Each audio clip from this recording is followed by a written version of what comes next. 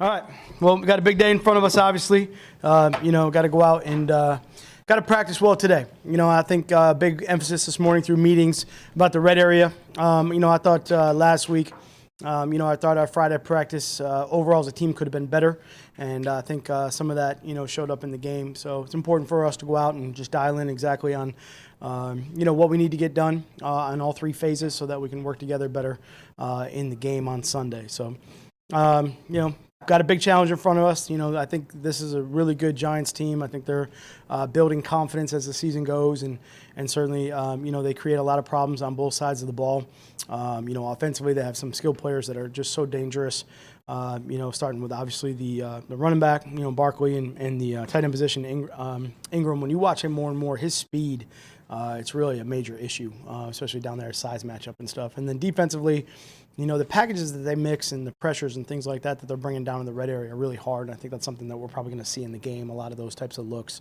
So we're going to have to do a good job of executing. So we're excited for practice, ready to get out there and finish off the week. I think the guys have been working really hard this week. It's been really good to see. So, we'll go from there. But just a good Friday playing in front of us. So that's what we're looking forward to. What we got? I'm sure you either seen or heard about Darius Slay's comments from yesterday. Your thoughts on that, and how do you address something like that? I think for me, Darius he's passionate about this team. He's passionate about his friends. He's passionate about football. So, for us, I know these decisions impact everybody, players, coaches, people throughout the building. That's certainly, always the case. They're never easy. We're always trying to do what we think is best at the moment for the team, and we move forward. So we addressed everything as a team, on Wednesday, and really thought the guys have done a great job of turning the page. I think for us, the bottom line is, we haven't played well enough to win the last, several games, and all we want to do right now is just go win. We want to try to go win, and we know that that's going to be all about preparation and practice and getting better through the course of the week to be able to go play well against the Giants. So that's our focus. Hopefully have a good day today at that and do the same thing. He said he had spoken with you about it because he has taken it so personal, and in light of what he said yesterday, do you talk to him this morning, yesterday, last night? Is there something that you do to talk with him personally about everything that went down? You know what? I haven't spoken to him individually, about it. Spoke to the team, as far as that's concerned, and I always, obviously, leave all of those conversations open. Come on, let's have conversations, or if there's questions. But really, I think that the team is just, we're just driving towards the Giants. It's really kind of been the focus from that standpoint. So, really, just kind of where we're at. What level of concern is there when a player is as disgruntled as he is to, speak up about it, and it might creep over into the game, might creep over into other players, and maybe that's the sentiment, even though he's the one that said publicly that he's in the locker room. Yeah. That has to be a concern, right? For us, I'm really just going to go off on what we're doing, try to prepare to get ready to go, and that preparation so far has been good. And like I said, we got a big game with the Giants. That's really where our focus is, and that's what we got to do. And we're talking about the Giants. We're talking about how we got to play the game, and that's probably the most important thing for us. This stuff happens, and everybody, they've got to just move on and go forward, and that's what we're trying to do. So for us, we understand that the conversation for us needs to be the Giants. That's the most important. Being here a week from now after the trade deadline? We always anticipate everybody being here. We're going to just go and work hard and do everything we can to get better. Absolutely. I hope I'm here. Yeah, just one of the things about trades, though, it sometimes puts pressure on the guys who are left behind and take those spots, as if there's not enough pressure on the secondary end. But you have to just talk to guys like Will Harrison, just play your, just do your job, type of thing, and not get caught up in any of that stuff. Honestly, it's the same conversation. No matter what, right? Injuries, guys available, guys not available, who we need on the 46 for that particular week, who's not. So for us, it's just about preparation, being ready to go, and whoever's in there's got to go execute at a high level. So whatever those roles are for whatever those players are that are out there, we expect them to go perform at a high level and give us a chance to win. Saquon, you're coming off a game against Dalvin Cook, similarly dynamic runner. Just because you've watched the film and you saw some of the flaws and are correcting some of those problems, does that help you in any way heading into this particular matchup? Good question. I would say that the run games are different. Just the core concepts are different from that standpoint. Both really good individual players.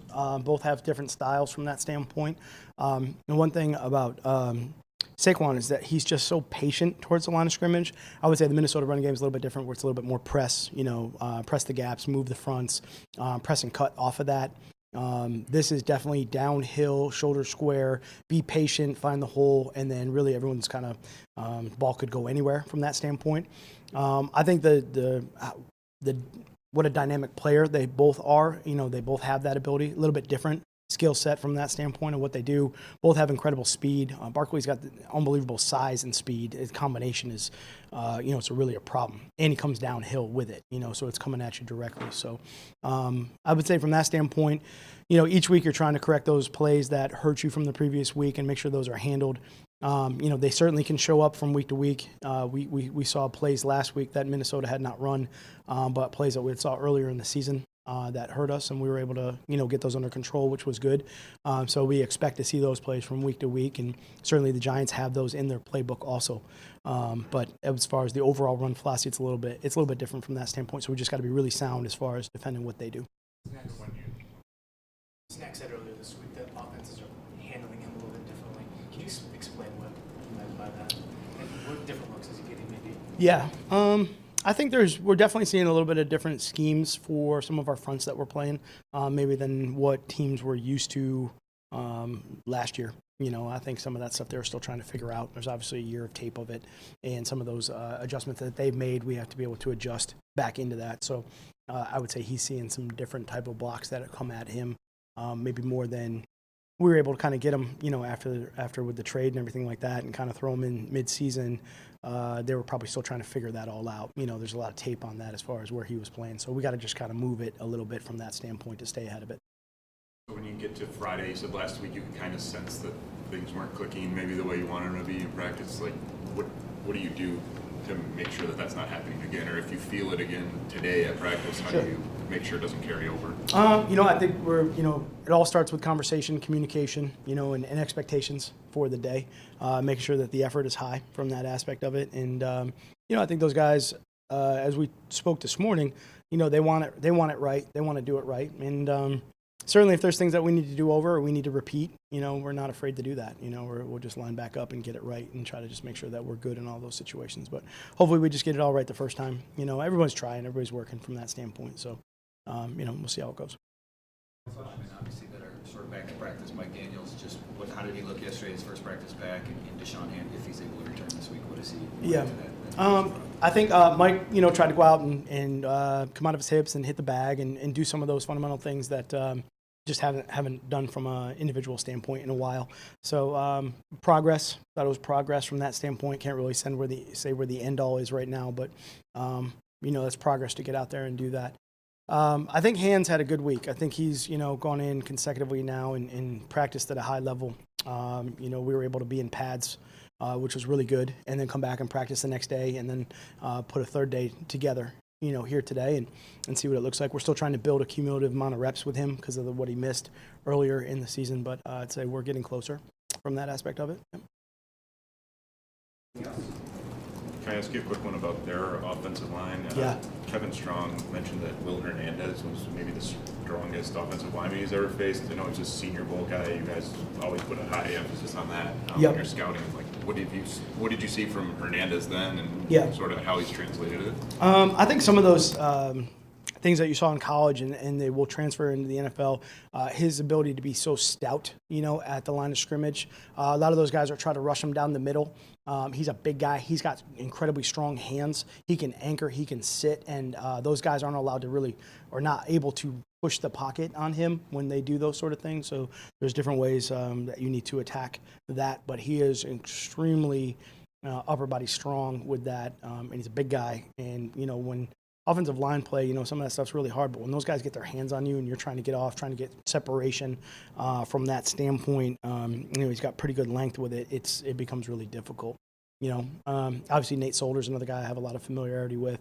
Jalapio, who's playing center, I've also have experience with him, and then Remmers on the edge. So I think that group is just starting to gel. They're starting to come together, and a couple new pieces in there. But I think those guys are getting better. But certainly at the guard position, I think those guys are playing really strong right now.